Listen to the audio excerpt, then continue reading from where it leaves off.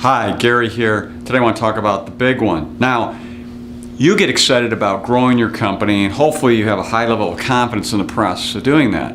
But today I want to talk about goals. Now, before you turn off this video, I, for most of my adult life, was never a believer in writing down goals. I just felt like they were this automated, very regimented way of writing things down, then having to go through, schedule them all, and just seemed so non-creative and so boring and so forth. And I found out that to be the exact opposite. And it has to do a lot about what goes on up here in our noggin. So I want to concentrate on that today, the why of doing this. And we'll get to the how-to in the next post. So the first thing is, we have to look at the activities we do in our life as two different things. One is algorithmic and one is heuristic. Now, algorithmic is this. It's the activities where you do a step-by-step approach. It's basically rote stuff. It might be stacking up stuff on shelves in a grocery store, or it could be delivering pizzas, or suturing up a wound. Now, heuristic is basically about those things that are creative, that we go about and problem solve. It's thinking outside the box. There is no rhyme or reason to it. It's just something that we create as we go along in time. And heuristic activities are becoming more, and algorithmic activities are becoming less. I'll give you an example. Fracking. Now, fracking is the fracturing of shale rock beneath the earth to release natural gas.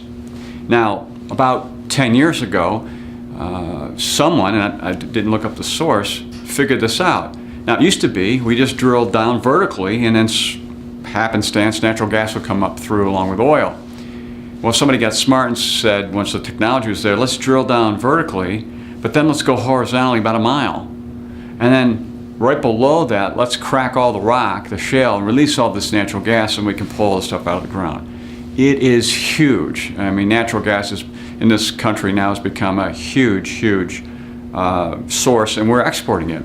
So somebody had to go through the heuristic process of a goal, of thinking about a way to solve this problem of getting the natural gas up. Now, it's very much algorithmic. Machines are taking it over. It's a process that people go through.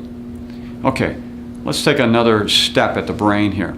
You know, sometimes when, say you're talking to a buddy and you're talking about the movie Casablanca, you know, you say, that actor in that movie, I'll think about it. And you go off and you keep doing something else, and all of a sudden, 5-10 minutes later, bam, comes in your mind, Humphrey Bogart. You blurt their name out. Well, what you did is you had your brain work on something. You asked it to work on finding this name, and it sat there and just processed and worked on it. And that's one powerful thing. The second part comes about in a different area. There is a professor, Mahali, the last name I'm going to crucify, so I'm just going to call it C, and you can see it here listed. But basically, at the University of Chicago back in the 1970s, he wanted to figure out what keeps us motivated, and he talked about and studied autotelic experiences. Now, auto means, in Greek, self, and telic means goal or purpose. And I'm back to this goal thing. Well, what does that mean? Well, it basically means is the goal is self-fulfilling, and in the process of doing the activity, the fun or play takes place. And that's what is really now coined the term of flow. You're in flow. So think about this. Here you are as a business owner, and you're out there and you're growing your business, and you're very confident, and you want to be in flow. Why? You want to be in flow about whatever you're very good at. And to do that, you need an Autotelic experience. To get the Autotelic experience, you need to have a goal, something that motivates you, that's measurable, attainable, and specific. And I'm going to talk about how to do that next time, the realistic way of getting that done. Now, we've got a few links for you here about heuristic activities, algorithmic activities, and the power of written goals, so you can take a look at those.